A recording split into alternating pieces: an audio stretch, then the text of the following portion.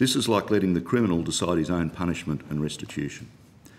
The man in charge of the Open Advice Review program, Dr. Brendan French, was, as Head of Customer Experience, arguably the man most responsible for the shameful treatment of victims over many years. Not surprisingly, this continues under the rather opaque OARP. It seems a scheme designed to grind victims down with further interminable delays, then force them to run the gauntlet of the CBA Customer Experience professionals before they gain access to a panel of independent consumer advocates dictated to them by the CBA. This is akin to allowing the criminals to run the victim compensation process. Further to this, Dr. Brendan French is overseeing this program. To every victim of CBA, this is a slap in the face. Mr. Morris, you heard the evidence from Ms. Swan about this Dr. Brendan French.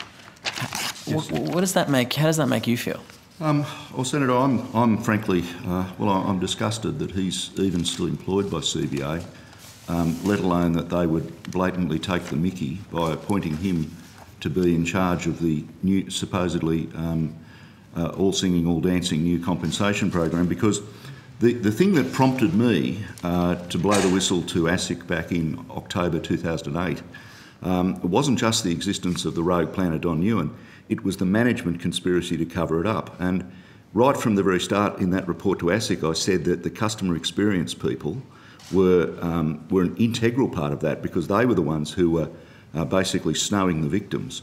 I can certainly tell you the system does not work. Right. I dealt with CBA's Customer Experience Managers, and eventually in December 2009, I put a FOSS submission in regarding the things that I had discovered: fraud, forgery, deceptive and misleading conduct, etc. Coincidentally, at the same time, between 2009 and mid-2010, Dr. Brendan French was a director on the board of FOSS, New South Wales. Can I just go to the issue of Dr. Brendan French? Now, what's his position? Is he Executive General Manager and Head of Customer Experience? His job at the moment is running all the procedural aspects of the Open Advice Review program. Right.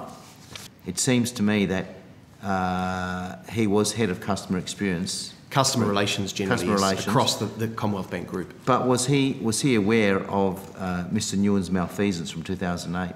I'd need to check in terms of when he became aware, but he certainly wasn't complicit, and we've got no evidence he was complicit. I haven't asked you that question. I've said, was he aware of Mr. Nguyen's malfeasance? At what time was he aware of it? I would need to check that with Brendan. And in terms of Dr. French's awareness of bad financial advice, of fraudulent conduct of others, to what extent was he aware of it, and what actions did he take at the time?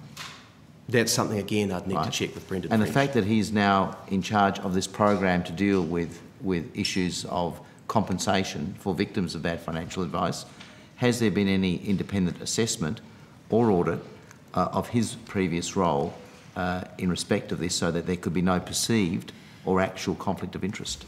Well, through the areas that Brendan has been part of, customer relations, etc., through our risk teams and audit teams, there are always periodic reviews.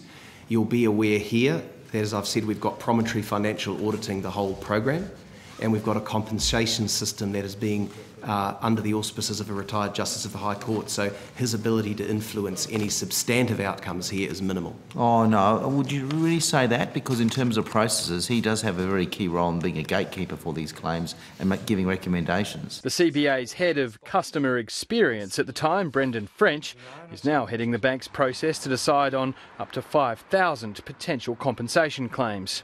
To every victim of CBA, this is a slap in the face. Was he aware of Mr. Nguyen's malfeasance from 2008? I'd need to check in terms of when he became aware, but he certainly wasn't complicit, and we've got no evidence he was complicit. I haven't asked you that question. I've said, was he aware of Mr. Nguyen's malfeasance? At what time was he aware of it? I would need to check that with Brendan. And what actions did he take at the time? That's something, again, I'd need to check.